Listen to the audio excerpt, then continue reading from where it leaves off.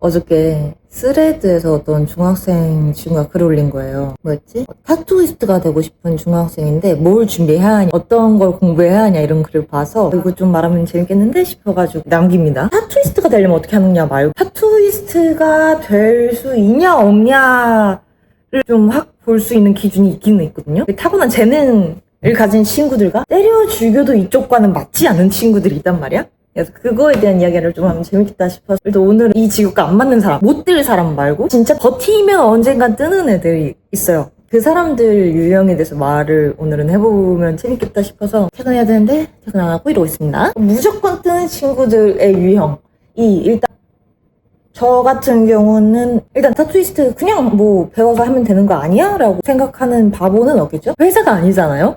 그러다 보니까 버는 금액의 차이가 엄청 커요. 하는 만큼 번다는 소리예요. 누가 돈을 주는 게 아니니까. 제가 예전 미국 변호사님한테 듣기로는 미국의 그 평균 연봉 순위 중에 3위가 타투이스트라는 말을 들었거든요. 뭐 지금은 어떤지 그 진짜인지 모르겠는데 그렇게 들었어요.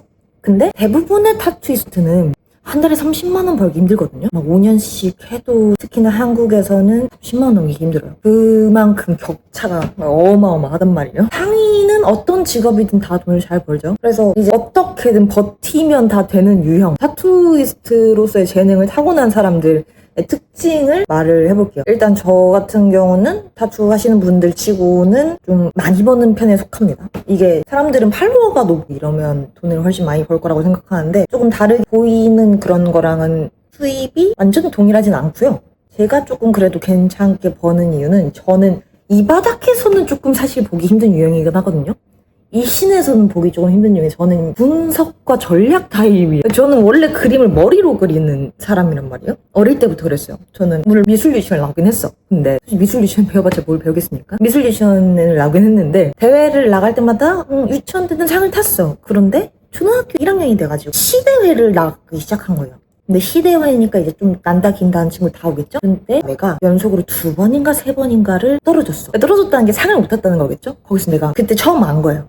내가 그림을 잘 그리진 않는구나. 바로 인정하고 바로 시험 채점하시는 시험관님한테 가서 이제 때를 썼. 상을 달라고 때를 쓴 건 아니고 나 이거 시험 채점하는 것만 보여달라고 때를 썼어요. 채점하는 거 좀 보여달라. 어떻게 채점하는지 보고 싶다. 그래가지고 이제 그분이 이제 보여주신 게 시험이 끝나면 바닥에다가 이제 그 그림을 싹 깔고 뭐 이렇게 지나가면서 막대기를 이렇게 찍어 하면서 보여주신 거예요. 그걸 한참 보고 나는 그날부터 학원에 가서 선생님이 그리란 건 안 그리고 엄한 걸 그리기 시작합니다. 그 시험관님 저보다 키가 클 거 아니에요? 그 높이에서 그 거리감에서 그 걸어가던 그 속도감에서 지나가면서 봤을 때 어떻게 하면 내 그림이 잘 보일까? 눈에 띌까? 이것만 연구를 한 거예요. 학원 가서 이젤에다가 두고 안 그리고 바닥에 혼자 그림 깔아놓고 의자 위에 이렇게 올라가서 보고 뛰어다니면서 보고 선생님 환장하시죠. 쟤는 왜 저럴까 싶고 저는 이제 그것만 공략한 거야. 그리고 다른 친구들에 비해서 눈에 띄어야 되잖아요. 그러니까 다른 친구들이 어떻게 그렸는지를 봐야지 내가 뭘 그릴지 알 거 아니야. 그러려면 그들보다 늦게 시작을 해야겠죠? 그림 그리는 거를. 그럼 어떻게 해야 돼? 시간이 정해져 있으니까 속도가 빨라져야 되잖아요. 그날부터 저는 스킬 공부와 연습을 하지도 않고 빨리 그리는 트레이닝을 혼자 선생님이 시키는 거 아무것도 안 해.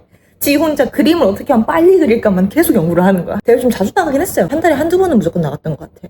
그다음부터 대회를 나가면 시험 시간 1시간 전까지 안 들어가. 밖에서 막 서성서성 돌아다니고 옆에 이제 글쓰기 시험장 가서 글쓰기도 하나 하고 오고 이렇게 신선같이 이렇게 돌아다니다가 내가 내 속도를 아니까 1시간이면 충분하다. 나 그렇게 연습을 해왔다. 1시간 전에 시험장에 들어가서 뒤에서 이렇게 쭉 봐요. 그럼 이제 한눈에 보이거든요. 시험장이 학교 교실같이 생겼으니까. 다른 사람들이 그린 걸 쭉 봐. 그러면서 이제 각을 재는 거야. 저게 바닥에 깔려있을 때 내가 어떻게 그려야지 좀 확 띄지? 이것만 각을 재고 그 다음에 그리는 걸 시작했거든요. 그러니까 그냥 타고나게 얍세비 스타일이에요. 그래서 이제 그때가 초등학교 1학년 때니까 지금은 이런 게 얼마나 발달을 했겠어요. 그래서 지금은 이제 좀 많이 고려를 해요. 분석과 전략 타입이라 하는데 물론 제 그림과 제 손님과 다른 잘 나가시는 분들과 우리가 뭐가 다르지, 고객들은 뭘 좋아서 나한테 오는 거 이런 무슨 기본이고 사회적인 거, 문화적인 거, 뭐 나라마다 특성이 다르고 트렌드, 뭐 패션, 뭐 요즘에 베스트셀러로 계속 올라오는 지금 뭔지, 밈이 뭐가 돌고 그게 왜 도는지, 그러면 이걸로 인해서 뭐 사회적 현상을 어떻게 보는지, 경제 흐름도 많이 체크를 하고 이런저런 요소를 다 체크해서 좀 이런 식으로 되겠구나 이런 각을 되게 많이 짜고 움직이는 타입이거든요. 저 같은 타입은 사실 저는 이 씬에서 본 적은 없어요. 한 번도 만나본 적이 없고 오히려 다른 쪽에서들 많이들 계시지. 그런데 그러다 보니까 제가 분석을 하잖아요. 분석을 하면 분류도 하고 그 패턴을 파악하게 된단 말이에요. 이 바닥에서 이제 13년 동안 먹고 살다 보니까 이제 알았어. 이 바닥에서 이제 13년 동안 돌다 보니까 확실히 보여요. 이 타투이스트로서의 재능 가진 친구들과 절대 때려주기도 안 되는 사람들. 그래서 조금 믿고 들어줄 만할 것 같아요. 타투 하시는 분들도 한번 주변에 잘 생각해봐요. 이런 사람들이 있나? 일단 무조건 되는 타입. 첫 번째는 진짜 고유 독특한 본인만의 패션 스타일이 있어. 진짜 시대와 유행의 흐름에 상관이 없게 진짜 대쪽 같은 자신만의 패션 스타일이 있는 사람도 있거든요. 때려 죽여도 그것만 고집해. 그리고 본인만의 그 옷을 고르는 그런 옷이든 액세서리든 그런 걸 고르는 기준이 엄청 확고해. 그런 친구들이 있어요. 이 친구들은 무조건 뜹니다. 진짜 이게 시간이 얼마나 걸리는 차이지 이 친구들은 언젠간 무조건 성공해요. 그래서 이런 대쪽 같은 패션 취향 가진 친구들이 주로 많이 듣는 소리가 이제 그런 소리를 많이 듣죠.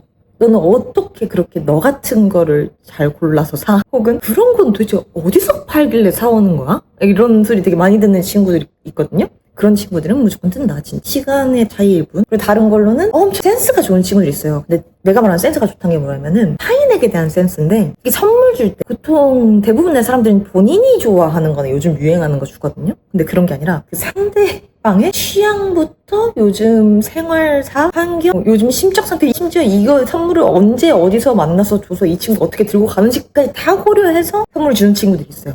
진짜 상대방에 대한 배려와 센스가 넘치는 친구들. 이런 친구들은 이제 파티 같은 거 할 때 선물 이렇게 전해주고 하면 옆에 있던 친구들 야 너 어떻게 이런 걸 생각해냈어? 야 너 진짜 센스 좋다 이런 말 많이 듣는 친구들 있거든요. 상대에 대한 센스가 높은 친구들도 이 친구들 조금 오래 걸리긴 하는데 언젠가는 무조건 뜨더라 하는 걸 봤고, 그리고 또 다른 하나는 좀 특유의 음침한 분위기를 내는 친구들이 있거든요. 근데 이게 그 안주 막 우울한 그런 음침함이 아니라 되게 다크하고 어두운, 되게 그래서 조용하고 말도 없는데 한마디를 해도 사람들을 다 집중시키는 그런 친구들 있죠. 그 묘하게 약간 어두침침 아티스트 같은 분위기를 내는 친구들. 되게 항상 알 수 없는 말을 하는데 이상하게 자꾸 시선이 가고 궁금해지는 그런 분위기를 풍기는 친구들. 무슨 말인지 알겠어? 그 특유 분위기를 가진 친구들이 있어요. 되게 어두워. 그렇지만 어두움보단 기품을 갖고 되게 조용해. 말도 잘 안 해. 근데 이 친구가 말을 꺼내면 모두가 집중을 해. 그리고 사람을 사색하게 만들어. 그런 분위기를 태생적으로 갖고 있는 친구들이 있거든요. 이 친구들도 언젠가 무조건 잘 되더라. 그리고 이제 마지막으로는 그냥 문신 자체를 너무 좋아하는 친구도 있거든요. 매니아인 거야. 애초에 문신을 너무 좋아해서 웬만한 타투이스트보다 타투에 대한 지식이 더 많아.